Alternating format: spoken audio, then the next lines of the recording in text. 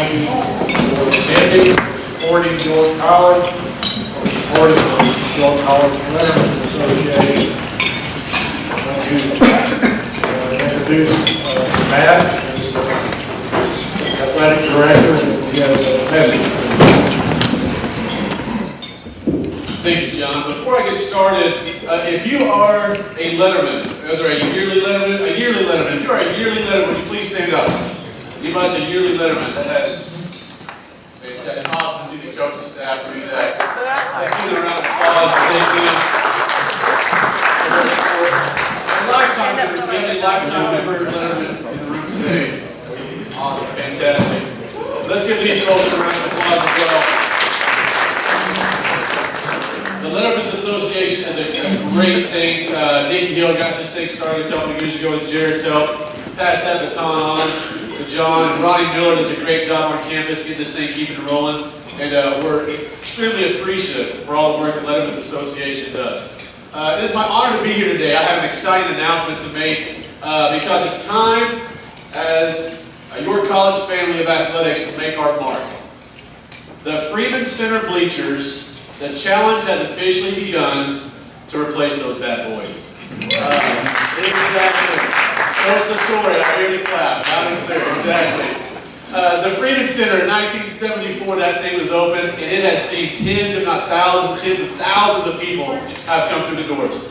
And over that time, it's seen a lot of improvements. You guys will see the landscaping out front has changed. The lobby area is different as well. The brand new basketball floor. I was talking to Jeremy Hogan earlier. He got to play a little tartan floor, but we have a new floor in there that's extremely nice. But one thing has always remained for the last 25 years, and that are those bleachers. Until now, we are looking to get rid of those things and replace them with more comfortable, nicer looking, safer, roomier, just overall aesthetically pleasing bleachers. But to do that, we need a little bit of help. We're looking to raise a minimum of $110,000 to get there. And lucky for us, we have an anonymous alum who has stepped up and offered to donate $55,000 if we could match his gift dollar for dollar. So technically, we're halfway there, and we are extremely excited about that. You can make your mark in the Freeman Center a couple of different ways. As you leave today, we have a brochure, and in this brochure is a pledge card. You can pledge to sponsor a seat. If you'd like to sponsor a seat, that's $55. If you want to sponsor an entire row of seats, that's going to be $550. Or you can sponsor an entire section, and that section is $5,500.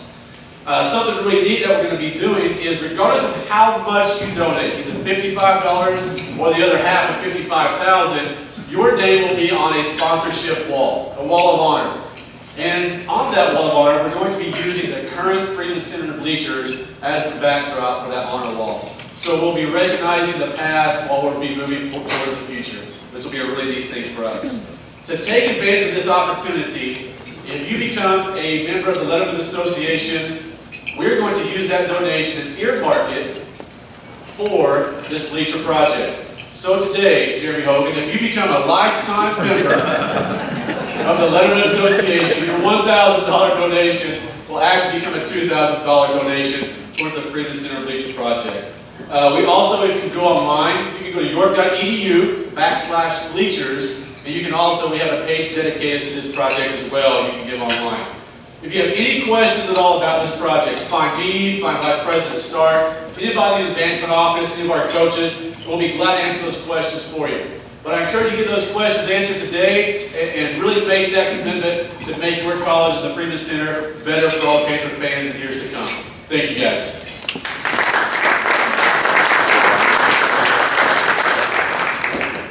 Thank you, Matt. Before we get into recognizing each honoree, I just want to take a few minutes.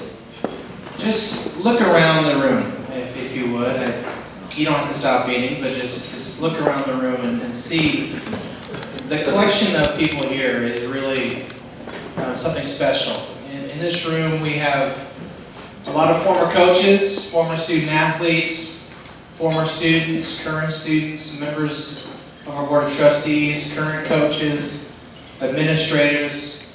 A lot of people that come from a lot of different places that have one thing in common, at least, if not many things in common, but one thing in common, that they have a deep love and affection for this place, York College, that played an instrumental role at some point in their life, whether it was 1 year, 2 years, or in some people's case, decades. This place has made a difference. And when I say this place has made a difference, it's the people that are sitting around us that have made an incredible difference in our life, have made lifelong memories. And it's fun to see how time moves along and things change, and a lot of things, when things change, a lot of things still stay the same. I remember one of my first days on the job 10, 11 years ago when I became athletic director is I got a phone call from Coach McDaniel, who I really appreciate you being here. The second time he's been here to help out with this banquet. He called me up and said, "Jared Stark, you're athletic director now? I can't even hardly believe that." Because I was a work study student for Brett McDaniel my freshman year in college. And he would call me up and leave me a message and say, "Jared, got a game at 3 o'clock, need you to run the shot clock, be here." Hang up the phone. And I was there. But I got pretty good at running that shot clock. And I did work study in the athletic department for the rest of my college experience. And to see how things have kind of progressed, you can just see God's blessings over all of it. And there are many people in the room here that played a pivotal role in my story. Chris Luther, you're one of them, and you know that. And it's cool to see the generations of people that are connected through York College, the sport they played, a coach, a former teammate, and never underestimate the power of what we're doing right now and what we're really celebrating in this community. And for me, it's been fun to be able to get to this age where bringing in people to the Hall of Fame who were current students with me. And not knowing back in 1999, 2000, whatever the year was, that what I was watching was a future Hall of Fame member try to take a shot from half court and hit it probably. So it is a special thing. I want to talk a little bit about our first Hall of Fame nominee, honoree, I should say. She's now in the Hall of Fame. I called Laura Hawley several months back, and I said, "Congratulations, Laura, you've been selected to be in the Hall of Fame at your college for everything that you've done as a student athlete, everything you've done since then. And I want you to be at the banquet. I want you to come and accept this award." And as we talked, we had several different phone calls. We finally realized that it would be very difficult for her to be here. So Laura Hawley right now, I think, is on the DC trip with her school where she teaches. And this trip would be every year at the same time. So as long as our homecoming was the same weekend, then the DC trip would always conflict with that.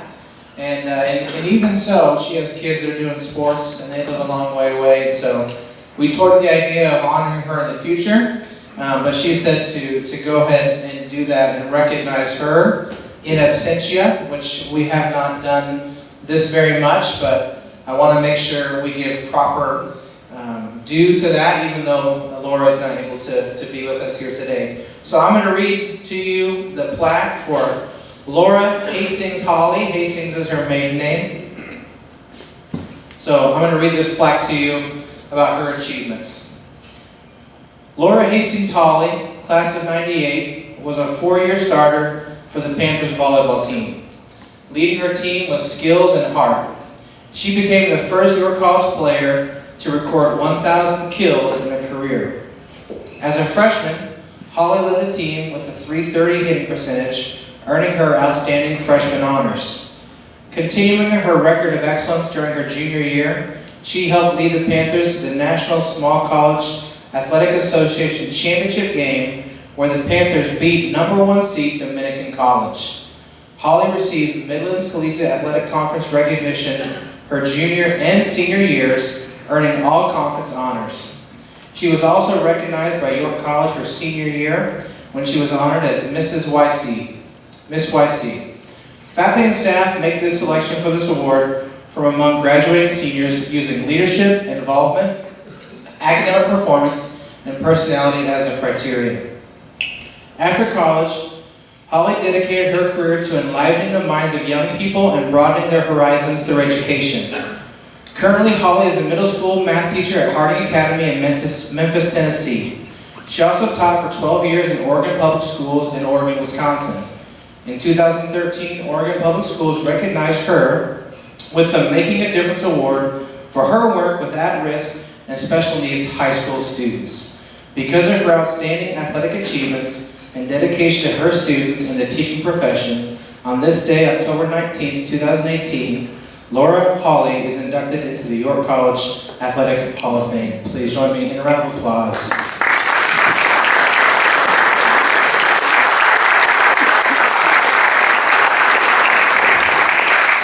And here to accept the award on her behalf is her youngest sister, Emily. I'm sorry, I don't know your last name now. It was Emily Hastings, but please welcome Emily to the stage to accept on her sister's behalf.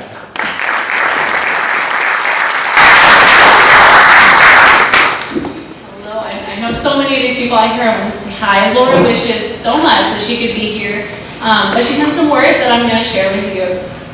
I'm honored to be recognized today with this induction, and I'm proud to be part of your college's heritage. It is hard to put into words how meaningful and transformative my time at York College was. York was the place where I learned independence, grew in my faith, met my husband Lance, and became equipped to serve as a teacher. Beyond these more tangible changes during my 4 years as a student, God used York to shape my heart for His mission. Volleyball was a key part of my college experience. My time each fall semester was dedicated to class and volleyball. I was so blessed with outstanding coaches and teammates. Coach Diane Mendenhall was especially influential, taking our team's game to the next level and bringing out the best in each of us. She taught us to dive without knee pads, and I still remember the bruises from landing the wrong way. My teammates called me Rookie, my only nickname that ever stuck, so much so that most of them forgot my actual name, including my own coaches. Teammates such as Shandy Sylvie, Maria Esquiera, Janet Bell, Tiffany Sparks, Twyla Christensen, and Terry Bond were dedicated on and off the court. They held me accountable, often catching me trying to sneak a soda in the cafeteria. Outside of volleyball, I had so many great experiences at York. Just to list a few: work study with Galen Roberts, traveling to summer camps as a York representative, evening devotionals, faculty mentors, worshiping with the East Hill Church, and creating deep friendships with roommates.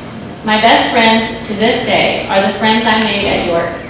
Thanks especially to my mom and dad for their support, for the endless games that they attended over the years, and providing me with the best childhood anybody could hope for. I am blessed to be a Panther and part of the York family.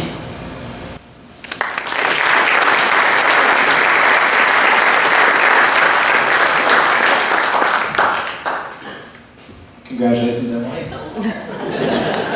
To Laura, yeah, thank you. Let's go ahead and Laura's parents are here. Would you guys rise and be recognized for the great family that you have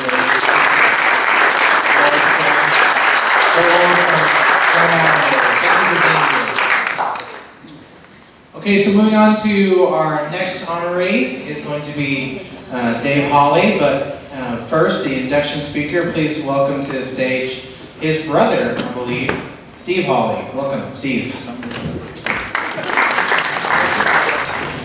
A long time ago, Roger Hawley met Nella Cheshire at Harding College in Searcy, Arkansas. And they were sent, right after they got married, to Brooklyn, New York, really to be missionaries and start a church there.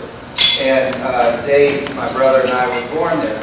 And when I was 4, the church in New York did not have a preacher. It had never had a preacher. And so Mom and Dad decided to move us to York, Nebraska.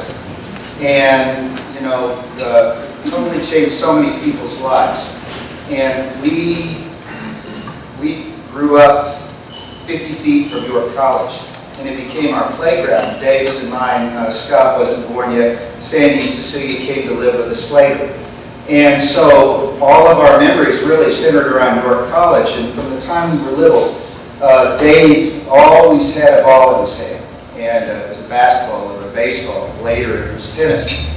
And, you know, whatever Dave did, I did, except for the tennis part. I never quite mastered that.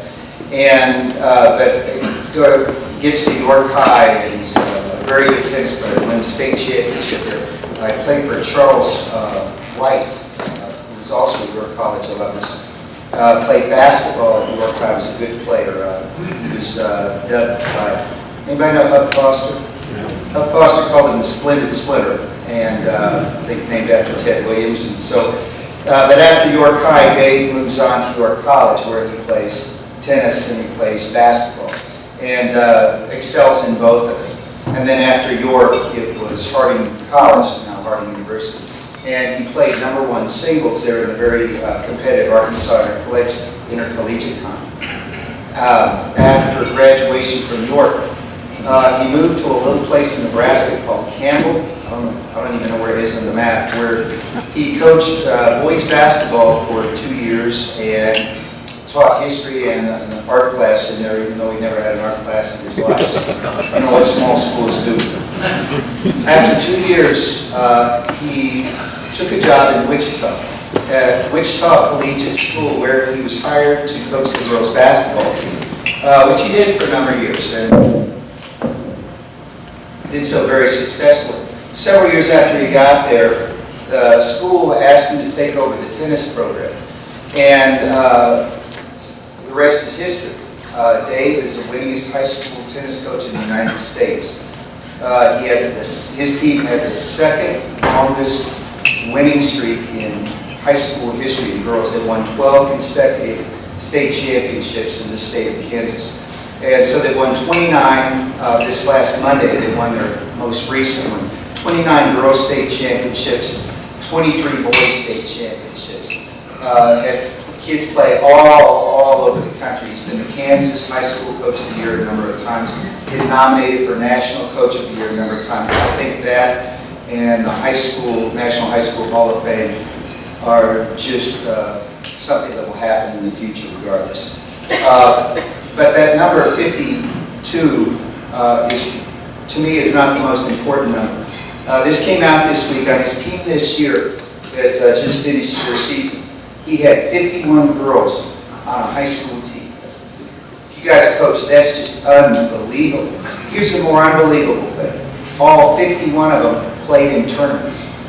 The kind of organization, the kind of skill it takes to manage a program like that, and manage it at a very, very high level, is just unbelievable. I teach and I coach at Westbury Christian School in Houston, and I tell my students this. I said, my brother and I have more combined state championships as coaches than any two brothers in the United States. Which is true. We have a total of 53. Unfortunately, he has 52 of them.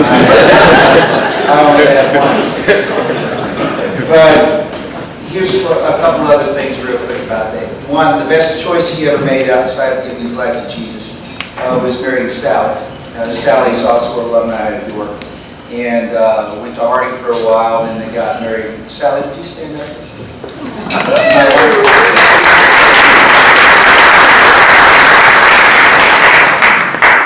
Dave and Sally have 3 wonderful children, Zach, Megan, and Dan, and 6 grandchildren. Just an absolutely wonderful family. I will also say this, Dave is not just a great coach, he was also the Kansas Private School Teacher of the Year in 2004. And I've been in his classrooms, and I've taught a long time. And he has absolute mastery of the subject, but more importantly, he has absolute mastery of those kids' hearts. We were at Dave picked me up yesterday at Wichita Airport. And like everywhere I go when I'm in Wichita, somebody knows Dave. Well, it was his dentist. And the dentist had 2 kids that played for Dave, a boy and a girl. And so, well, the guy, it was a long story, but we gave the guy a ride home. And the last sentence that he said to me is like, you don't know how much people love your brother. And I thought, man, what a tribute to somebody who not only had his children in Dave's class, but played on Dave's team. And I thought that's about the ultimate compliment that you can give someone. I'll leave with this. So much that I've done in my life is because Dave did it first. And there are 3 people in my life athletically that had a huge impact. One was Paul Touchton, who I think is in the Hall of Fame, played basketball. The second was my high school basketball coach here, Dale Neal, who is now in the NAI Hall of Fame. And the third one is my brother, Dave Hawley.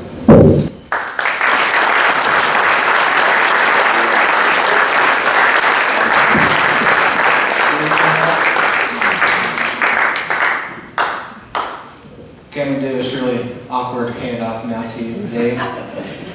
Because of his outstanding athletic achievements and dedication to instilling excellence in the next generation of athletes, on this day, October 19th, 2018, David Hawley, class of 72, is inducted into the York College Athletic Hall of Fame. Give him a hand.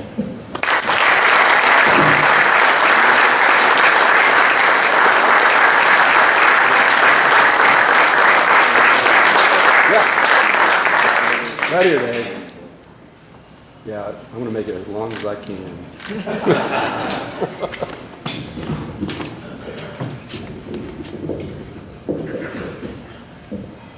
I have a speech.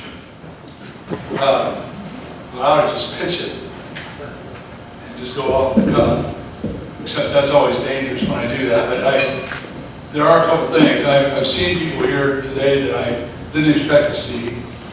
People I haven't seen in a long time. People who meant a lot to me growing up and people who still mean a lot to me today. Steve got to do that primarily because I'm holding tryouts for eulogies down the road. And I want to see how he did. And all right, I'm okay. I feel better than I actually really am, so I kind of fooled 1%.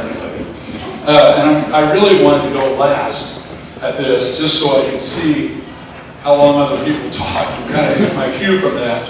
But I've got 5 minutes here, so hopefully it'll all be bearable.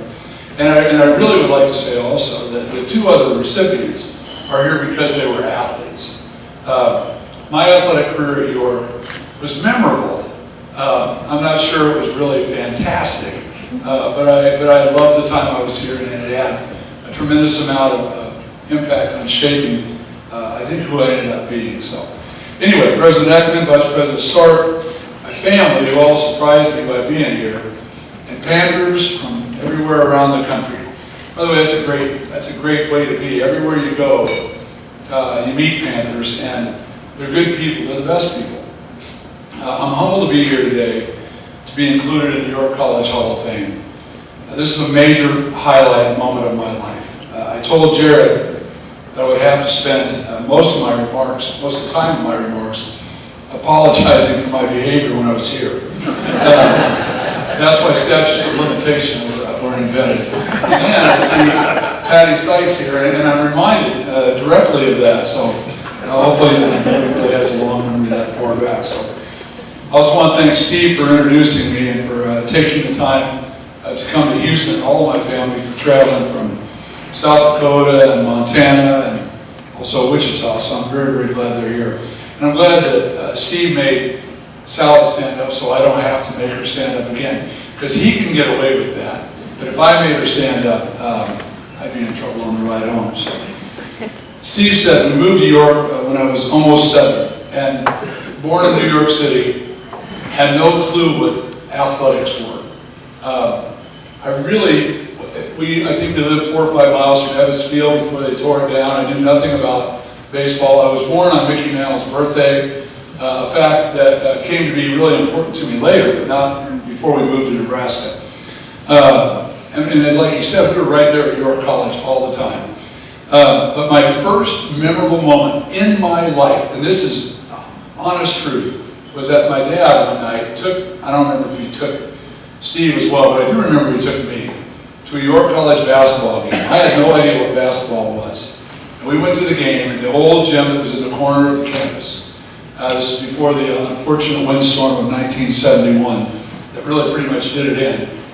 And I remember it being like, if you've seen The Greatest Showman, where you walk in and everything's a circus, but it's a great circus, and it was loud, and the balls were bouncing, and the crowd was, and it was not a big gym. It seemed to be like going to a game at a 20,000 seat arena, that huge. It wasn't that big at all, but it made the most incredible impact on me. I went home that night. We didn't own a ball, so I balled up all the socks in my drawer and made a ball and started shooting into a trash can, which soon became, we went out and got a ball. But that was that moment changed my life. It was not just basketball, not just York College basketball, even though there's some of my heroes. I told Wayne that he was a hero of mine when he was a kid, when I was a kid, not when he was a kid. And I think his response was, I don't ever remember it being anybody's hero for basketball, but I remember it when he played. I watched John Hamm play, and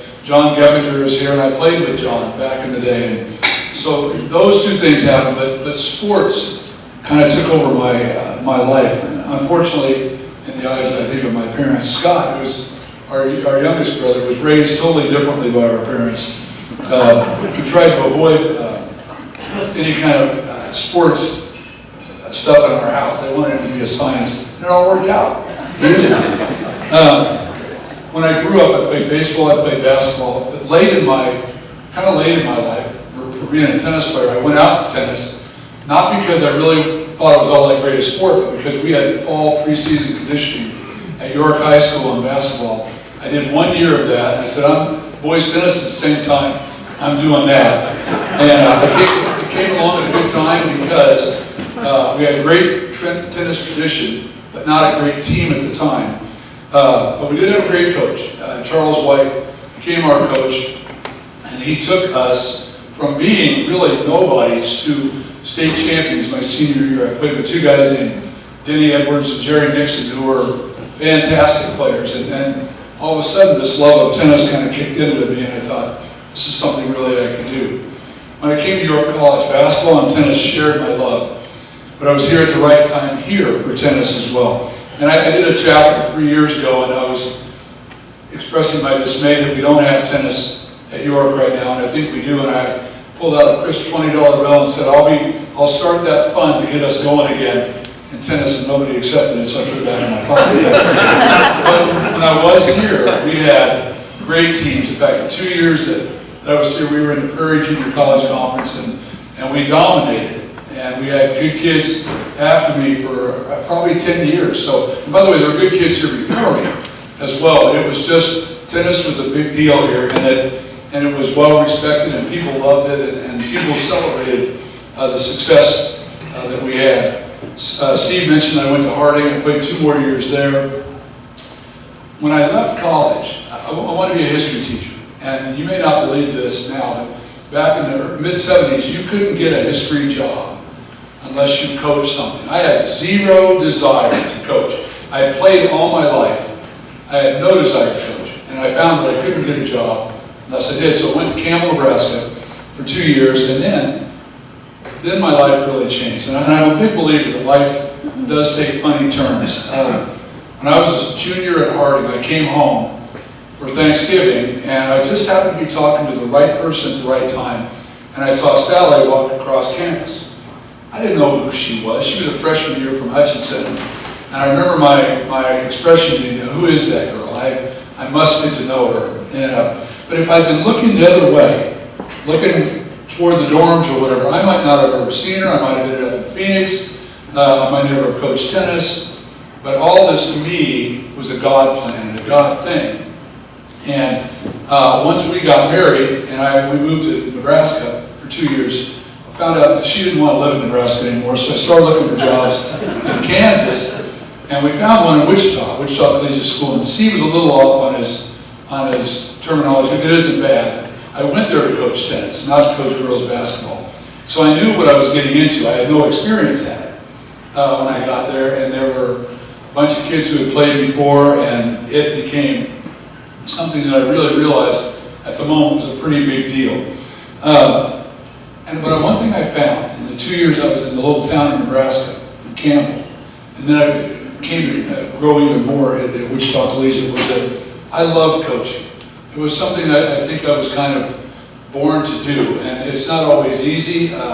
We just ended our season Monday. I've slept great for 3 nights now because our season is over, but there's so much enjoyment that comes out of it. I've been fortunate to be blessed with really great kids through my time that have been here, who work hard, who love to play and practice hard, with mostly manageable parents, and with an amazingly supportive administration. If I've done one thing well, by the way, it wasn't being a great athlete, but if I've done one thing well as a coach, and I would suggest every coach who ever does this, is to establish the culture that you want to have for your team so that kids can't help but want to play that particular sport, whether it's basketball or field hockey or golf or whatever. Create the climate so that people want to do that, and I think that's been maybe my greatest strength. Many coaches out there who are much smarter than me, and I'm first to acknowledge that the circumstances I landed in had a lot to do with me having any measure of success. A lot of good things in my career have been influenced by my time at York.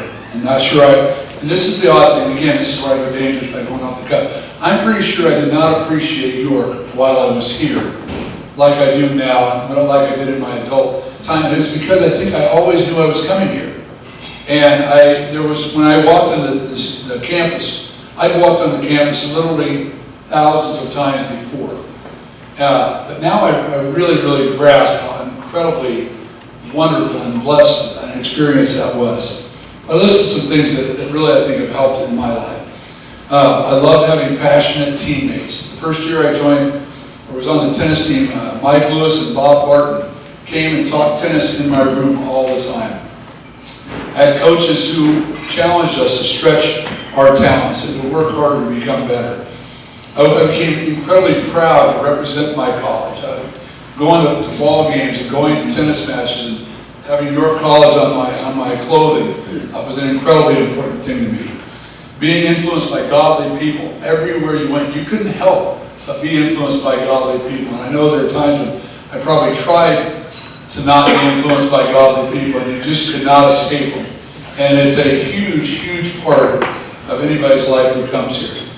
Dreaming big dreams for the future. York College was then and is now a place for people who dream big dreams. And then seeing every single day what a life well lived with teachers, other students, coaches, and other athletes. I've been blessed to get to do what I love to do. I'm blessed to have a wife who grants me the gift to pursue what I'd like to do. I'm blessed to have coached all 3 of my kids, and that's I would put that toward the top of all the things I've been able to do. Now, while I've been fortunate to share in some championships, the greater gift, and I would say the greatest gift that comes from coaching to me, is the relationships that come out of it, with players, with parents, and other coaches. To me, that's the richest blessing. God has blessed me many times over. Most of that, probably all of us could say this at one time or another, we haven't deserved one bit, those blessings that come our way. But this is one of these blessings today that I will cherish till the day I die. I don't deserve it, but I'm certainly going to accept it. And I thank you very much for giving it to me. I'll cherish it all my life. God bless you all. Go Panthers.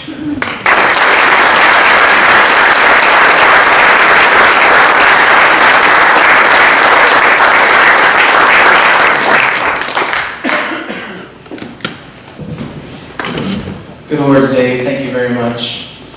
We're now going to move on to recognizing our 3rd honoree. And so here, for the tribute speaker for Jeremy Hogan is his former coach at York College men's basketball. Please welcome to the stage, Brett McDaniel.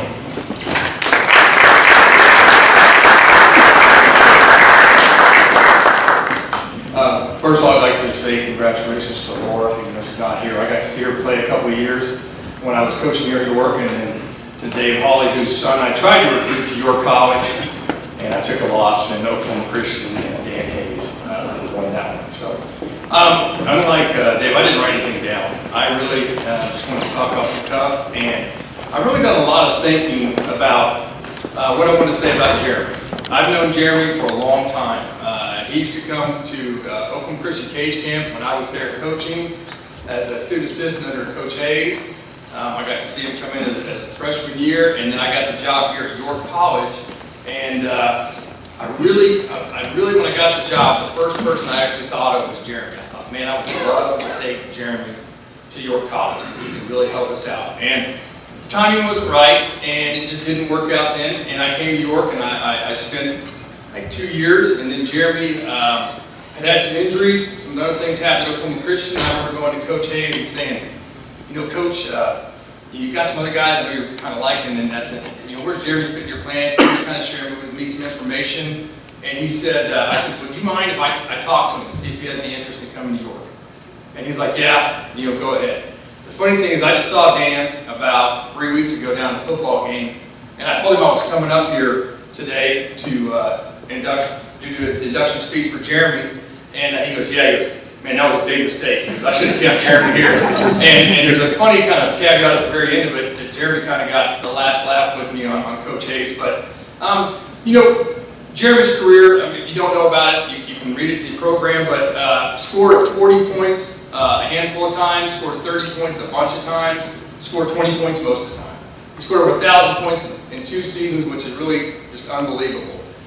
He was all-conference, all-American, player of the week, nationally, player of the week in the conference. And his, you know, kind of his gift was really he's a great shooter. And when I came here, I brought in a bunch of young players, and I really needed to score. And that's the reason I wanted to get Jeremy here so badly. And he came in, and the thing that y'all don't know about, even Jeremy doesn't know about, is getting him really changed our program.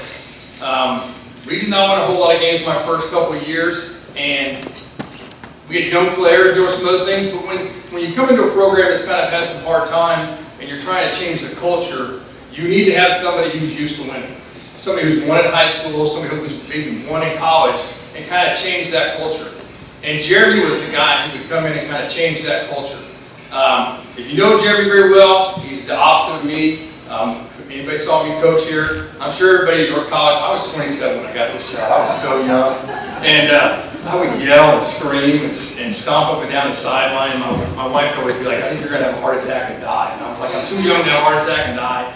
And but I think everybody else thought, man, why did York College hire this guy? He is insane, literally. And you know, I just had a lot of passion about it because like Dave said, you know, I love kids. And I want them to be successful. And I wanted them to enjoy success by, you know, learning discipline, learning teamwork, learning sacrifice, learning all the things that you need to be successful in life. And Jeremy was a guy that I thought, man, if I could bring him here, he can help lead these young guys and show them what it's like, what it means, what it takes to win at that level. Jeremy didn't say much. He was not a rah-rah guy. Matter of fact, I'd be yelling and screaming, and Jeremy would be, I mean, ice cold as a cucumber, just laid back and easy going. I used to give him a hard time saying, man, you don't ever say anything to anybody. Or you really don't talk any trash on the basketball court. A lot of guys did. Every now and then I hear him say one or two things, but I mean, not a word. And the funny thing is, looking back on it, and I was telling Kim this on the way here, our team took on Jeremy's personality, which was actually very nice because I was overexcited. They were kind of easygoing, and it was kind of a nice mix to get the most out of we could. And Jeremy was kind of the backbone of all of that. I mean, he was hard-nosed, good defensively, good offensively. They followed his lead. They lifted weights with him. I mean, he took our program up. His last year, I think we had a winning record by a couple of games. I think we won 16 or 17 games, something like that. And we had it was our first winning season, so that was fantastic. We had a bunch of guys coming back that were going to be really good. And I really wish that Jeremy would have had one more year to enjoy that part. We won over 20 games, and we got nationally ranked, and some other things happened. And I really was sad he couldn't enjoy that. But he did stick around and coach with me for that season because the guy who was my assistant had left and gone back to Texas. And so, I'll share his last story and I'll stop talking, but we were playing down in Oklahoma at the Southern Nazarene Classic, and Jeremy's my assistant, and we're playing Oklahoma Christian, who I worked for Coach Hayes, Jeremy played for Coach Hayes, and we were a pretty good team. And we lost the first night close game to Southern Nazarene, and the second night, we're playing Oklahoma Christian tight, real tight. I apologize, Dave. Zach was on that team, who I would have loved to have here at YC, but we hit a shot at the buzzer. We win by 1 point. And I'm telling you, Jeremy's hit a lot of game winners. Jeremy's hit a lot of big shots. Jeremy hit a lot of shots to tie ball games. He made plays to win games. Always just walked off, high-fived a few people, nothing. This guy, Mark Rask, hits this shot, buzzer sounds, and Jeremy takes off on a dead sprint from the sideline to the midcourt. And he's running around, jumping up and down with all the players. I wanted to do that, but having worked for Coach Hayes, I just had to turn the ball back, shake his hand, and then Jeremy composed himself and came back over and he went through the line. But I was like, man, after 40-some-odd points multiple times, game winners, tying the games, doing all these things, never anything. We beat Oklahoma Christian. You're an assistant coach, you're not even a player. We thought we won the national championship. Like, oh man, I'm sorry. That was just too sweet, too sweet. So, it was just one of those things where, even after he's done giving to the other players, and Tyrone Brady, who I was, lucky enough to come up and talk for a couple years ago. Tyrone's not here in this Hall of Fame if it's not for Jeremy Hogan. We don't have the success we had here at York College if it's not for Jeremy Hogan. He was the guy that I built everything else around, and I wanted to get him from the very get-go, but I just couldn't quite pull the magic. But at the end of the day, I'm so glad we got him here, and now, I've got to brag him a little bit more, he's about to be Dr. Jeremy Hogan. He is superintendent of public schools at Miami, Oklahoma. He had started off coaching and teaching, and then became a principal and did an outstanding job, and now he's a superintendent, and at the end of the day, that's what it's all about for me.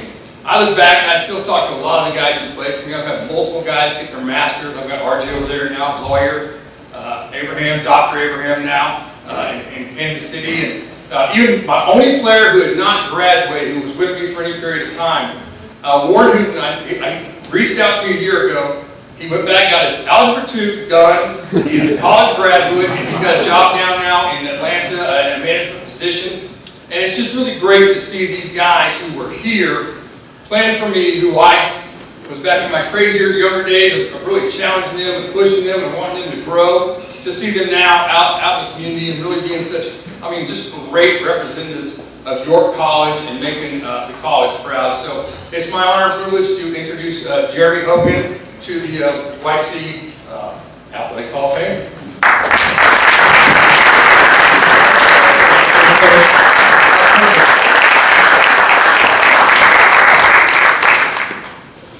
Okay, Jeremy, because of your outstanding athletic achievements, leadership in the field of education, and unswerving faith in the face of adversity, on this day, October 19th, 2018, we now bring in Jeremy Hogan, class of 2000, into the York College Athletic Hall of Fame. Give him a hand.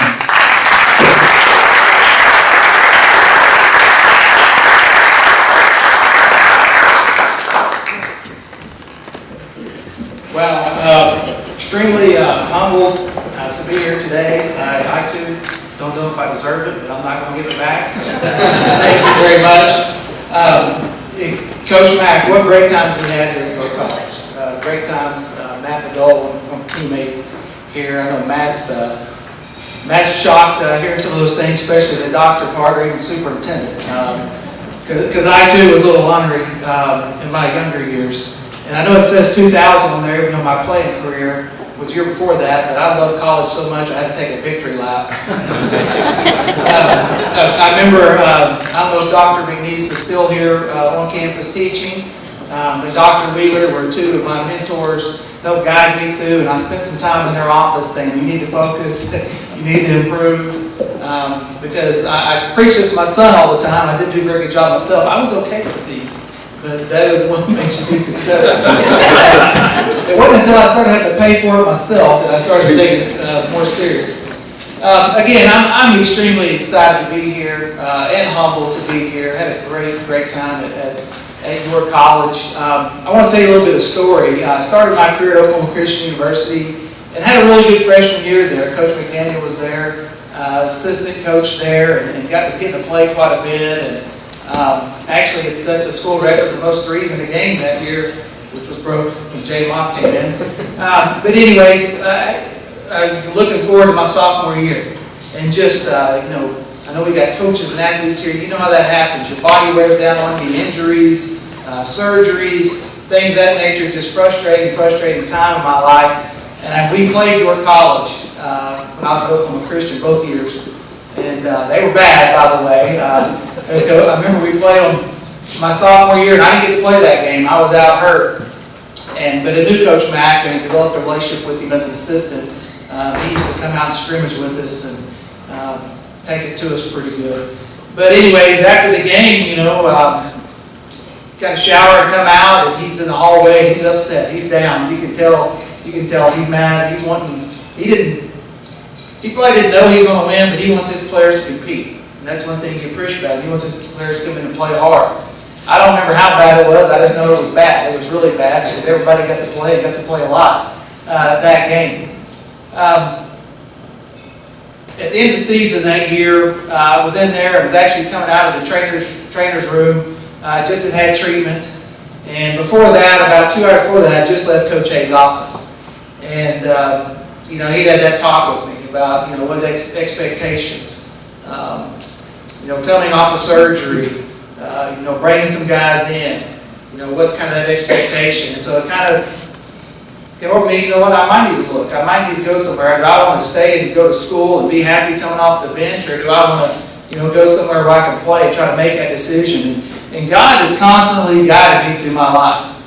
Been there for me throughout my life. Didn't know Coach McDaniel was there on campus. He was there, and I think he was playing noon ball, the famous noon ball they have. He'd come in the locker room, and I was rolling in there, and there's Coach Mack in there. So we got to talking a little bit, and I think he might have dropped a hint or two. And it probably was 2 weeks later. Next thing I know, with Coach Hayes' approval, I said I was going to transfer, and I'd signed a letter of intent to come to York College. I hadn't even been to York College. Didn't know anything about it other than we played them a little bit, the sight unseen, because I believed in Coach Mack, and I believed in what he was selling at York College. I came to York College the first time. My dad brought me down. I think he has a farm implement business, and he hauled me in a semi-truck with my pickup on the back of the trailer in front of the dorms. There's many dorms now. I don't know if it's the same one still there or not, but we pulled up in the dorm parking lot about a week before school started and backed my truck off and gave me a hug and said, "See you later." And I really never been away from home.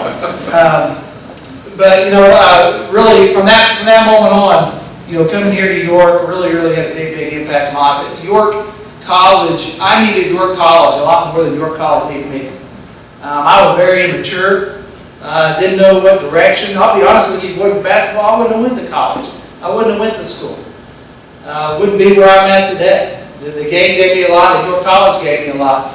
By coming here in that smaller atmosphere, I remember Dr. McNeese, one of the first people I met with as my advisor, laid out a plan. I remember one of the words said, "Jeremy, I'm looking at your transcript here, and you got a ways to go." And he was right. I did. It took me 3 years at York to get that bachelor degree. But again, people like Dr. McNeese, Dr. Wheeler, Coach Mack, had that big impact on my life. And it took us a while to have some success. I know I might have scored some points. I don't say in there the amount of shots I attempted though, because I wasn't afraid to shoot it. But York College is something that I needed. That I was in a rough time. I needed that boost, that build back up. I was really deciding if I wanted to go to college and play ball, or if I just wanted to go home and farm and work. I was at a crossroads in my life, and it just so happened God put Coach Mack back in my life at that time to say, "Hey, you're not done yet. You need to go to college. You need to finish. You need to get your degree and move on and be successful." And I believed in Coach Mack so much, and he's a mentor to me. I tried to model myself a lot after him. I saw him as a father. I saw him as a husband. There's a Burger King by where we're staying at, and we spent many meals there with the boys, eating. Him and Kim really took me in.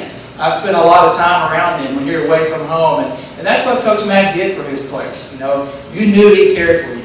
He might chew your rear end during a game, but you knew he loved you, and you knew he cared for you. And the York College community as a whole.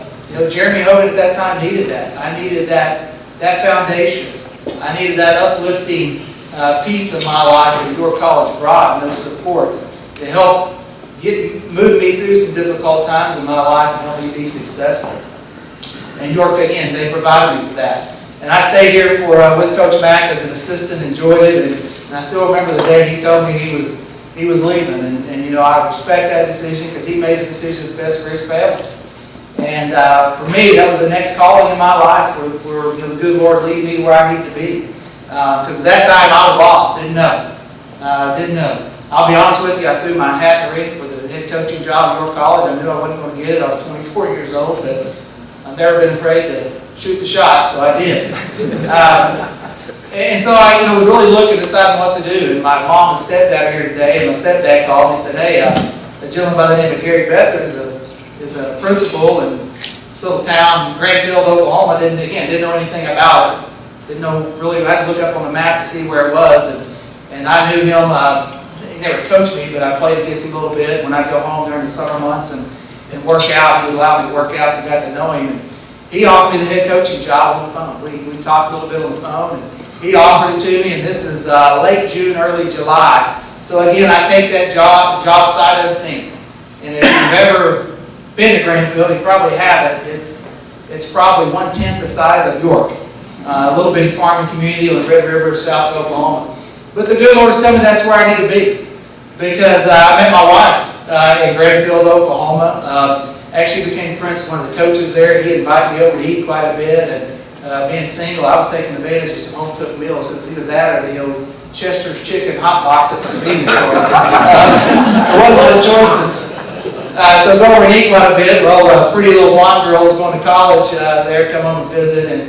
And we ended up, she finally would go on a date with me. And my wife, Melissa, here, I kicked my coverage with her.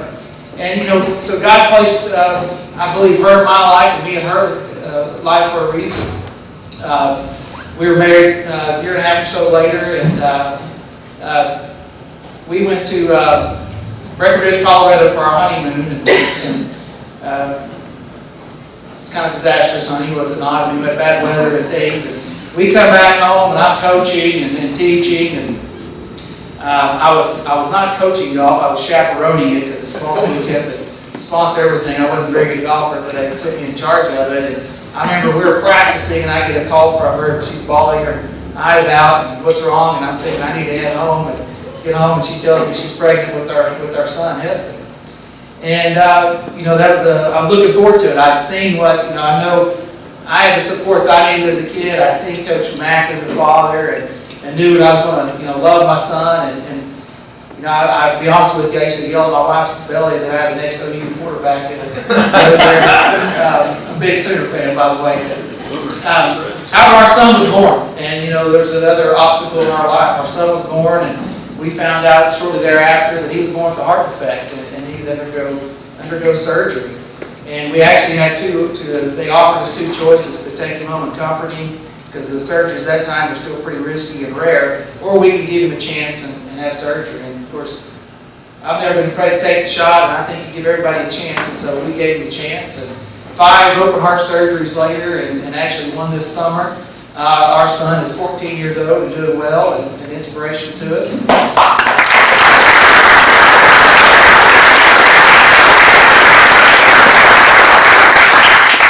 I think that background in athletics and playing for a hard-nosed guy like Coach Mack help you deal with adversity and deal with difficult times. Because my son was born with heart defects and had surgery, and 4 years later, my wife found out we had another child, our daughter, and 6 months into her pregnancy, we found out our daughter had a heart defect as well and was going to have surgery. So again, more perseverance in front of us, but I think that background helped.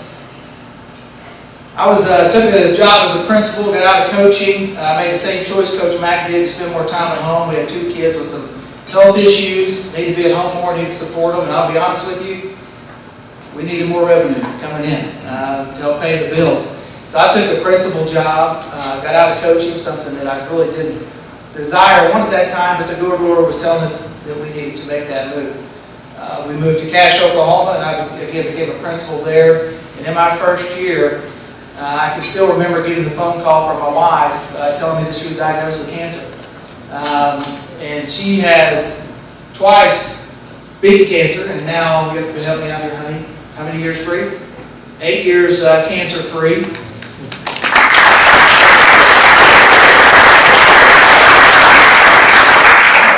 But, God led me to York College for that reason. He needed me to rebuild my faith, rebuild my relationship with the good Lord and our Savior, Jesus Christ. He needed Brett McDaniel in my life to toughen me up, to give me the strength that I needed to persevere.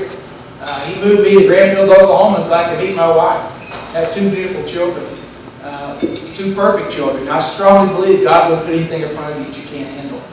And I know that while it's been challenging at times, we've been able to share our testimony to a lot of people. And hopefully that can have a positive impact on their life.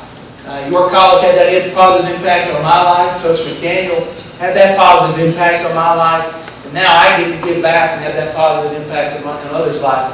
I know Matthew Mendoza and Coach McDaniel are more shocked than anyone that I'm the superintendent of schools. But I get to wake up every day and have a positive impact on 2,200 students in my public schools that need that. And it's because of the foundational pieces that I received here at York College, that second chance of a little scrawny kid from Porter, Oklahoma, that Coach Mack brought here, and the supports, the faculty, the staff, the students, my teammates, my coaches had in me, that I can stand before you today and truly tell you a little bit about my testimony, our family's testimony, and tell you that the game that you're playing, win or lose, that's a small blip on the radar screen.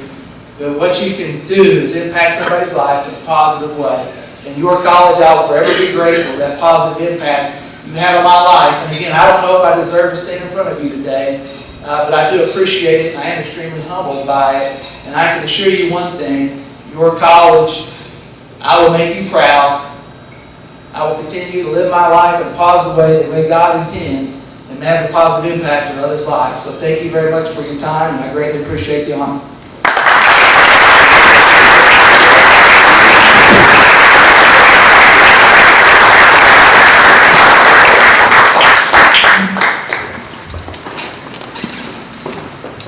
One thing I think is pretty cool is the amount of people involved in education for receiving these awards, and hasn't been planned, it just kind of happened, but it is cool to see these honorees and what they're doing, impacting the communities they live in.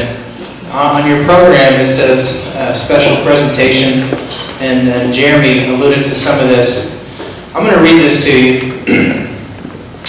About the time I was contacting Jeremy regarding his selection into the Hall of Fame, his family was going through an incredible fight. And I apologize to the Hogan family in advance, because I'm not going to get all the details and facts straight on this. But in June, Hastings, who is here with us today, Hastings, it's good to see your face. I recognize you from seeing you on Facebook. Hastings entered into a very serious heart procedure. The doctors were given, I think, a 50-50 chance for success. Shortly after that procedure, things got very scary for the Hogan family. And the Hogans at one point believed they might have lost their son. And there's a video that tells this story much better than I will right now. I encourage you to go to one of the Hogan family members' Facebook and search it and find that. But a local news station in Oklahoma picked this up. I encourage you to go find it. And Jeremy tells the story very well to that Oklahoma news station that when things looked the darkest, God stepped in and truly performed a miracle in the Hogan family, and Jeremy got to be on the front row of that. And I was so moved by that story, and you know that we talked on the phone shortly after that, but I continue to be moved by that story, and I've shared that video with probably dozens of people saying, you gotta watch this, you gotta see what the Hogan family went through, and he's gonna be in the Hall of Fame. And I shared that video with our coaches, and if you follow on their Facebook, the town where he lives, Miami, Oklahoma, and their family, they developed this slogan, fight like a Hogan. And that kind of became a catchphrase of everything they were going through, that they were truly in life and death situations, and just hanging on for dear life and truly learning what it means to fight like a Hogan. And Hastings, that story, that inspired us very, very much.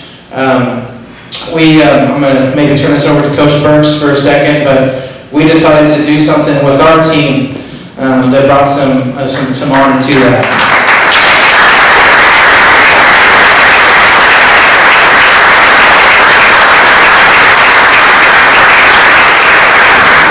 As Jerry talked about that story, he kind of, let me see it. And when I saw it, I knew I wanted to do something, with my team, Don Hastings, son of Jeremy. It's kind of emotional because it inspired our team, and they wanted to do something about it. So our motto for this year is fight like a Hogan, because we know it's going to be times in this season that we're going to be down. We're going to feel like we're on our last. But if we can remember this family and everything they've been through, we'll always give everything we have, regardless of score or whatever the case may be. So our motto, we'll be wearing these at homecoming as warm-ups at the game. We're also selling them, and we're just going to keep fighting regardless of the results. So keep fighting, fight like a Hogan.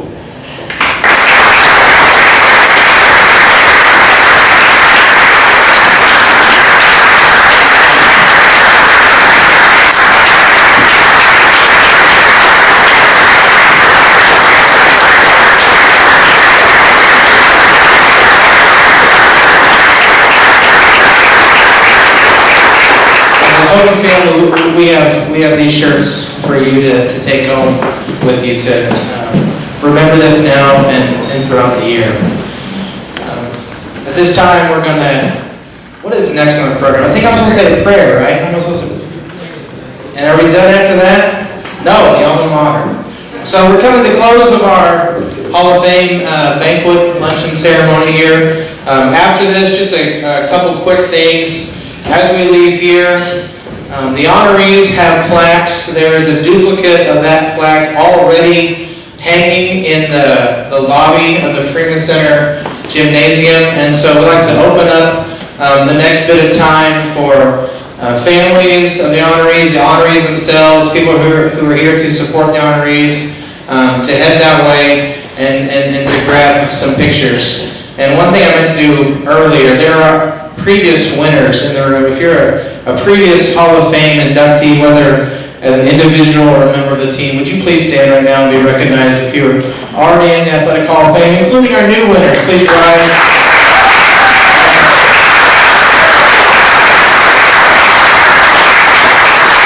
So after I pray, one of our current basketball players, Latrell Besser, is going to close us out by singing the alma mater. The alma mater, if you don't know it by heart, is on the back of your program right there, so we can all sing that together. So let's say the prayer together. God, thank you so much for the wonderful, beautiful, blessed day that you've given us, God. We thank you so much for the lives that these Hall of Fame honorees are living, and the way that they are impacting huge communities and families and great numbers of people, not just by the fact that they coach tennis or played basketball or played volleyball, but because of the heart that you put inside them to really serve and to love people. God, I just thank you so much that everyone could be here today to be a part of this experience, God, and it's all a praise and an honor to you, God. We pray, Lord, for safe travel back home for those who have to leave us, whether that's today or tomorrow, Lord, and you get them safely back to where they belong so they can continue to impact people in a powerful way, God. All good things come from you, and we thank you so much for the gift of your Son, Jesus Christ, as a sacrifice for our sins, so we can live with you one day eternally. In his name we pray. Amen. Everyone please rise. This is tradition here at York College, and we end chapel at the alma mater, and we're going to end that way today here, so take it away, Latrell.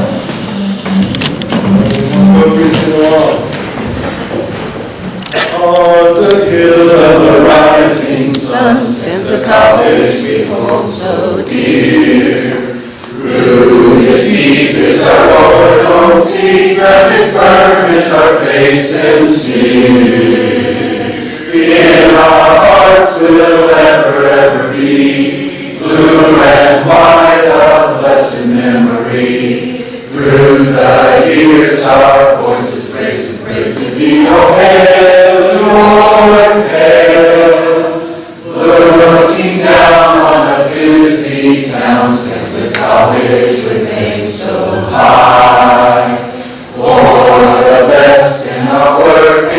henceforth we are glad we can sound the cry. In our hearts will ever be blue and white, a blessed memory. Through the years our voices raise in grace in thee, O hail,